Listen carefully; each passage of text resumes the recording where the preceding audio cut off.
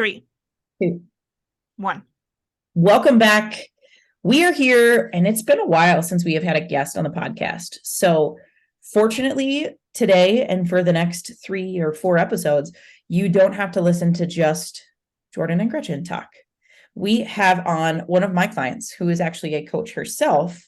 We have Sara on the podcast today, and we're going to talk all things menopause, from way before you even think about menopause to way after you've been through menopause. So, Sara, tell us a little bit about yourself, who you are, what you do, and why you're so interested in menopause. Hi, I am Sara Larson. I am a life coach, but more specifically a women's coach that focuses on issues around perimenopause and menopause. And I'm interested in it because I'm in the thick of it.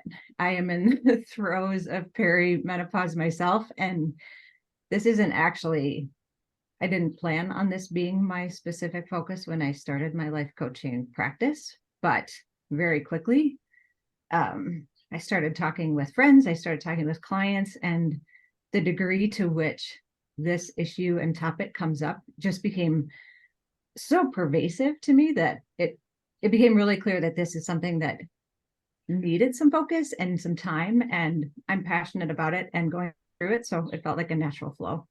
Yeah, I think a lot of coaches find themselves in their niche because they experience something themselves. Like, I really fell in love with lifting weights and not maybe getting down to the skinniest I possibly could be, and really enjoyed I might weigh a little bit more and I lift a lot more, but I feel a lot better too. So I think your story helps your coaching practice a lot more. So I also work with a lot of females who menopause is a very, very popular topic. And it's one of those things that I get a lot of, you have no idea. You just wait, right? And it's true. I have no idea. I have no idea. But doesn't mean that I don't need to know about it. So this is so much as an education for us, as well as an education to a lot of my clients, our listeners, and things like that. Because if you're a woman, it's coming. It's coming whether you want it to come or not. Guaranteed. I am super excited to have you. I had no idea that you were specialized in this. So for those of you that don't know, I do go to Jordan's gym Tuesday and Thursday mornings, and Sara has been there a lot when I've been there, so I've gotten to know you. I had no idea that this is what you specialize in. And one day I came up to Jordan and I was talking to her and I said, I saw this video that is freaking me out about perimenopause. Like, apparently I'm going to completely be a different human and I have no idea what to do. And I didn't know what it was.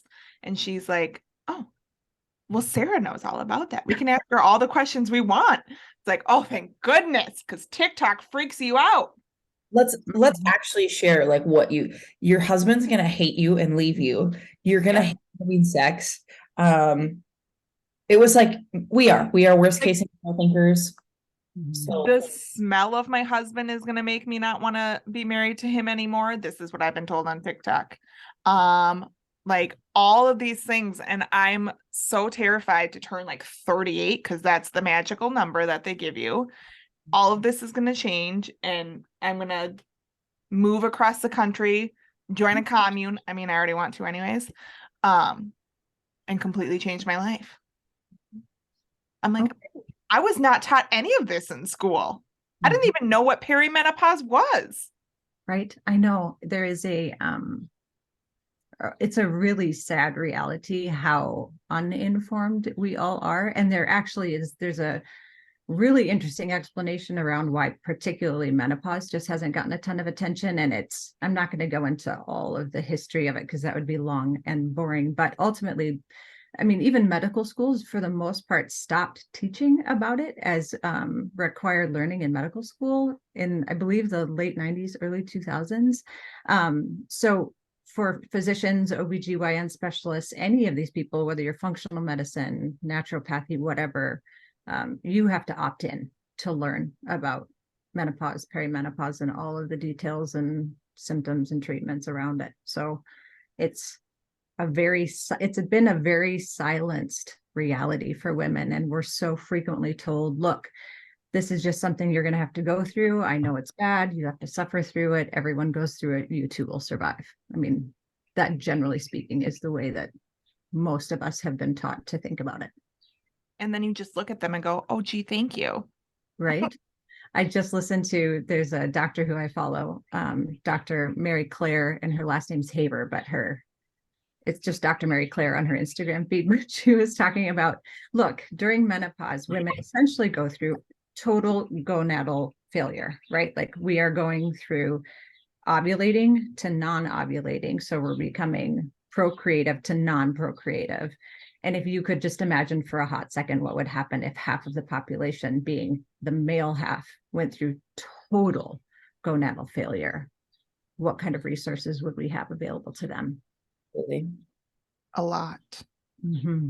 So we are going to break this up into a couple segments for episodes here. So we're going to have this episode be all about perimenopause and menopause. We're going to have a separate episode about postmenopause, and then a third episode about pre-perimenopause, which sounds a little redundant, but it's about the one is really to target the Gretchens of the world who are watching TikTok videos and maybe a little Verified. about what's to come.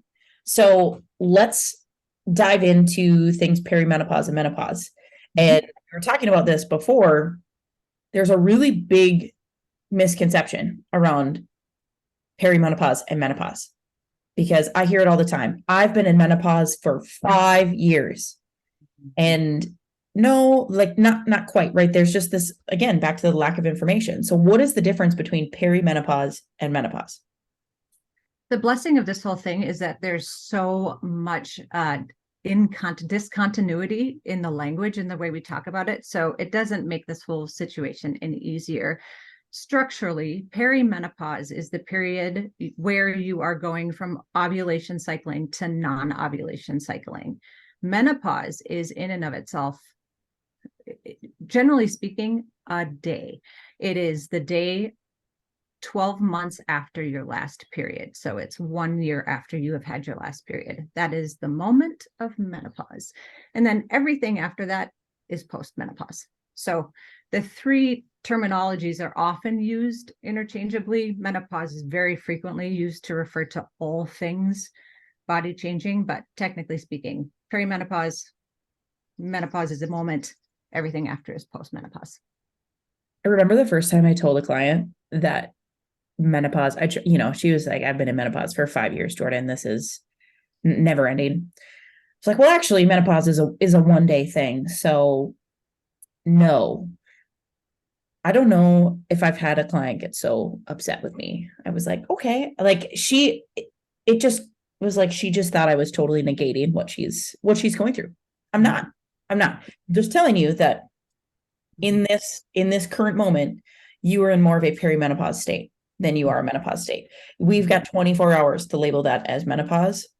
And it's confusing. It is super, super confusing, because not too many people, I think, keep track of like the actual day of their last period to an entire year. That's a very long time to keep track of that.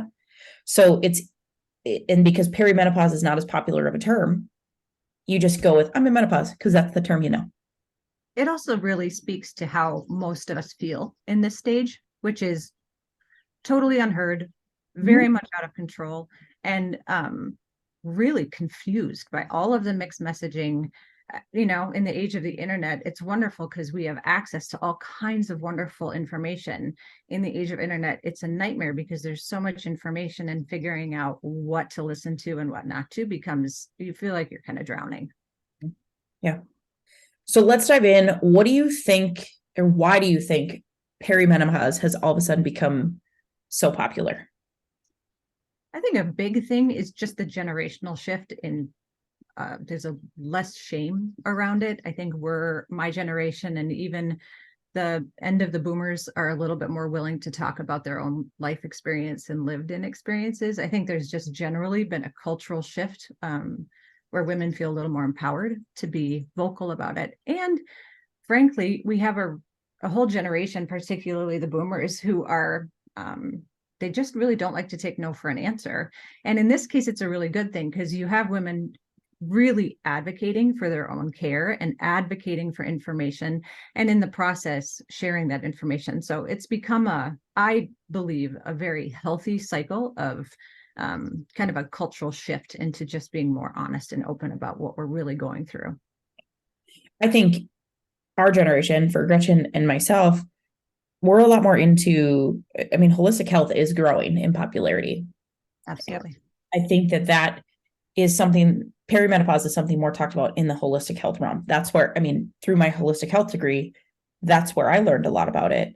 So I think that's helping as well, is this younger generation is also, the trickle down effect of you're getting a little bit more of this information. You're looking at some more natural remedies, and then you get these people who then they're TikTok influencers and they want to just scare the life out of people like Gretchen.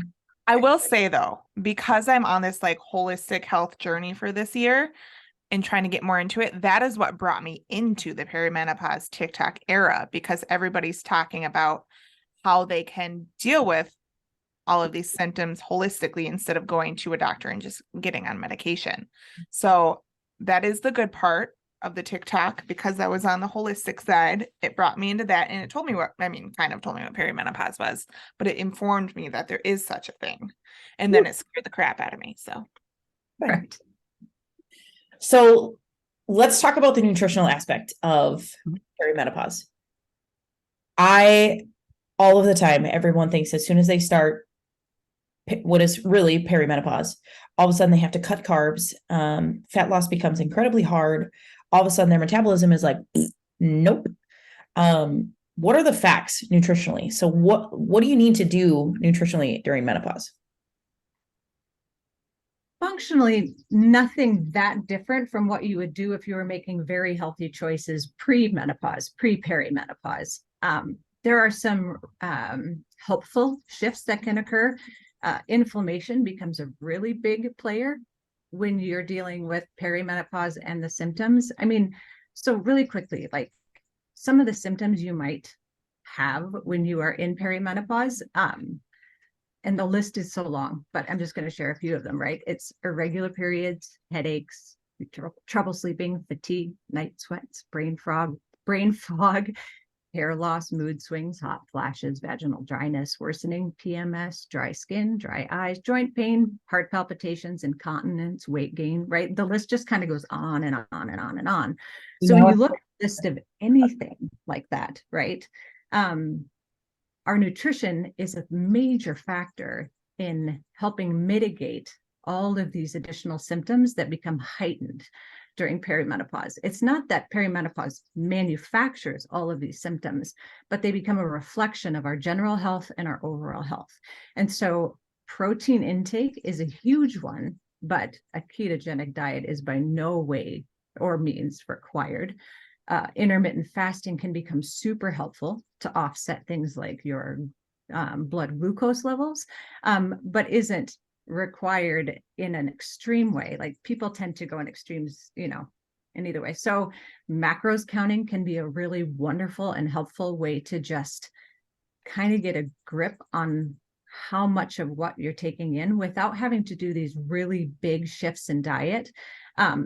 Fiber is a massive implication with perimenopause, because again, you're just looking for reducing inflammation whenever you can to reduce these extreme symptoms. So nutrition is a massive piece of it, but you can kind of take a deep breath, right? It's not like you have to go empty out your refrigerator and then put in your perimenopause diet. That's just not required, right? It's taking a deep breath. And this is what I say to almost all of my clients. I'm like, okay, we're going to all just take a really deep breath and realize we have not been handed a death sentence. We have been handed a lot of information that we have the power to make some very good choices moving into the whole rest of our life, right? We're setting a foundation now for what we do forever. I look at it as like, you have to be a little bit more aware. Like you are dealt a little bit harder of a hand. I equate it to a lot of clients of it's kind of comparable to like an autoimmune. Does it mean that you can't be healthy? You can't have a great life with an autoimmune condition? Absolutely not. It just means you have to be a little bit more aware and give a little bit more attention to what it is that you're doing. You probably could have eaten a really crappy diet through your 30s and then you get to Gretchen's magical number 38, which is not true, by the way. All of a sudden you're in perimenopause, and it does become harder to come back from the bag of Cheetos you ate with the big box of chocolate and all of the junk food you ate the night before. So it's harder to rebound from, I think, is the way I look at it. Yep, absolutely. And, yes, there are some physical things that are happening, but we can't underestimate the impact that this has just mentally, right? We worry, there's stress around it. Gretchen, you're already stressed, So there's stressed. there's this buildup too. And so much of this is also a really long mental game, right? It's getting our minds into the position where we kind of say to ourselves, I do have control over the situation. I do get to make choices, and I do not have to just suffer. I can really take control and have some autonomy and power in this. And that, I think, if there's one thing that I would say as you're thinking about and anticipating perimenopause, like that mindset is going to save you a lot of suffering. So how does someone know when they've started to go into perimenopause? It is an official diagnosis, but most of the time, if you go to your physician and ask, are you in perimenopause? They're going to ask, are your periods becoming more irregular? They're going to start listing off all of those symptoms that I listed off. They're going to take your age into it's a factor. Some women do start perimenopause very young and stop having their periods in their 30s. Most don't. The average age is 41 into 54. It can last anywhere from 2 years to 14 years. I mean, it's just this like span, right? So there is no defined, like, you are 42, therefore you are in perimenopause, right? It doesn't work like that. So if you do start feeling like you're having all of these symptoms, the best thing I can recommend is to find a physician who has menopause training, perimenopause training, that they have gone and gotten additional training in that, and then go talk to them about it, because ultimately they're the ones who are going to be able to say, yes, you are in perimenopause. I think that because there's no concrete age, that makes it a lot harder for us to understand. Because if it's not a set 41 to 54, it's really difficult for somebody to say, oh, hey, I feel at 27 years old, like I'm developing these symptoms of perimenopause. Yeah. Because some people are like, no, especially with the prevalence of things like PCOS and other cycle irregularities. Yes. It's hard to pinpoint that, because you're like, it could just be something else.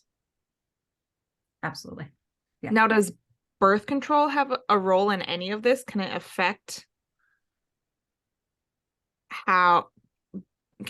your menopause journey, really? I mean, absolutely. I mean, at its root, birth control is mitigating, managing hormone levels. Once we start getting into, hormone replacement therapy, conversations about birth control, I really quickly get out of my level of expertise. It is a really important piece of information for your physician to have, though, because, like Jordan was saying, with PCOS being on the rise and a lot of issues because our girls are developing younger and getting their periods sooner and earlier in life, there is a lifelong shifting that's occurring that really only someone licensed, a medical professional is really licensed to talk about. Sure. Mm-hmm. But yes, add that to the component of things you talk about with your physician for sure. Let's look at the training aspect of things. We covered the nutrition piece. That's another big thing that I think women think they have to change. And I think it ties into the sometimes difficulties in losing weight when you go through this stage of life. All of a sudden, it becomes a need to add more cardio. What do you see, or what do you know about training during perimenopause? The most beneficial thing any of us can do as women, period, whether we are premenopausal, perimenopausal, or postmenopausal, is strength training. It is the grossly underestimated power horse in aging. It affects our glucose levels. It affects our stress levels. It impacts directly our mental health. I mean, if I were to say, is there a magic pill for navigating perimenopause well, I would say yes, strength training. It is just, it is unequivocally one of the most effective, quote unquote, I'm not a doctor, but treatments for all of these symptoms. And we, our inclination, like same thing's happening with me, right? I've just got this like bulge in the middle that kind of keeps slowly growing more and more. It seems like everything that I used to do my entire life suddenly just kind of stopped working. And the more and more I read and the more and more I learned, literally across the board, strength train. So come on over. I am Here on Friday. yeah. I think I think there's going to continue to be more research that just shows cardio is for your cardiovascular system. It's not fat loss. It's good for health in that it strengthens the area right in the middle of your chest. That's super important. Can't live without it. But in terms of everything else health wise, you have to look at building muscle, especially during this phase of life. So let's look at the best advice that you would give a woman starting or currently in perimenopause. I think there are a couple of facets. Number one, mental health. This is a time where mental fitness becomes fundamentally essential. And that doesn't necessarily mean you have to take up a progressive or like massive meditation practice, but it's really getting to a point where you can pay attention, what is happening with my body, what's happening in my own head, how am I doing, how am I really doing, how am I thinking about things, how am I processing information, what tools am I putting in place to have at my disposal? Do I have a therapist that I trust? Do I have a coach that I trust? Do I have a group of friends and community that I trust? So that your whole mental wellness piece, massive, huge foundation. Begin now with your strength, right? There's never a day that's too late to start strength training. My mom is a perfect example. My mom just turned 80 years old this year. She's solidly been in postmenopause for a handful of years. And she just started strength training for the first time in her life with Jordan, by the way. And she's in love with it, right? It's never too late to start. And the earlier we start, the more capacity we give our muscles to learn how to train, to set that foundation for ourselves, the easier this becomes and stays for the duration of our life. And then the biggest piece too that I think gets missed is we're so focused on staying young. We have this it's like we're terrified of aging in this country. And I think if there's one thing that I would really encourage women at this stage and even younger to do, it would be find some women mentors who you can really talk to, and ask about their life experience and ask about what it's like getting older, and dive and dig into like what it means to grow old as a woman, because it's actually kind of fun. I'm digging it pretty hardcore. So you shouldn't panic when you turn 30. You should absolutely not panic when you turn 30 or 40 or 50. And the list keeps going. Just keeps going all the way to 80, like your mom. Absolutely. Yes. So anything else on perimenopause and menopause that you want to shed some light on before we wrap this up and we move on over to postmenopause? Yeah. Okay. So there are some really great resources that are available if you are looking for information. TikTok terrifies me, but that's also because I'm Gen X and everything technical frightens me. TikTok terrifies me, and the reason is it is hard to differentiate what information is good and what information is mostly just blather.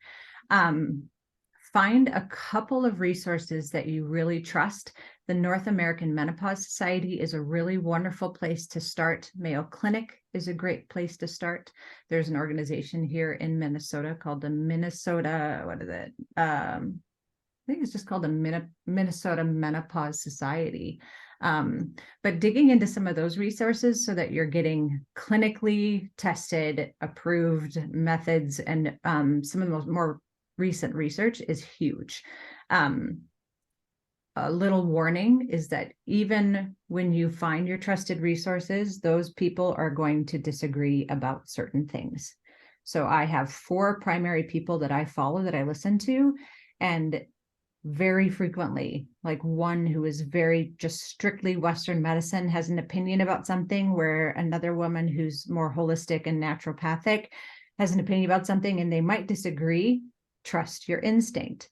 Trust that you know what's good for your body, and give yourself, really empower yourself to know you're making choices that make sense to you. And don't let anyone tell you just because it doesn't fit into their particular sphere of reference that it's wrong. Awesome. Well, I'll post some of those resources that you mentioned in the link with this episode so that people can just dive right into that. But that was super informative without overwhelming people. I think it was very good information to give people on perimenopause and menopause. So can't wait to see what happens when we dive into post menopause.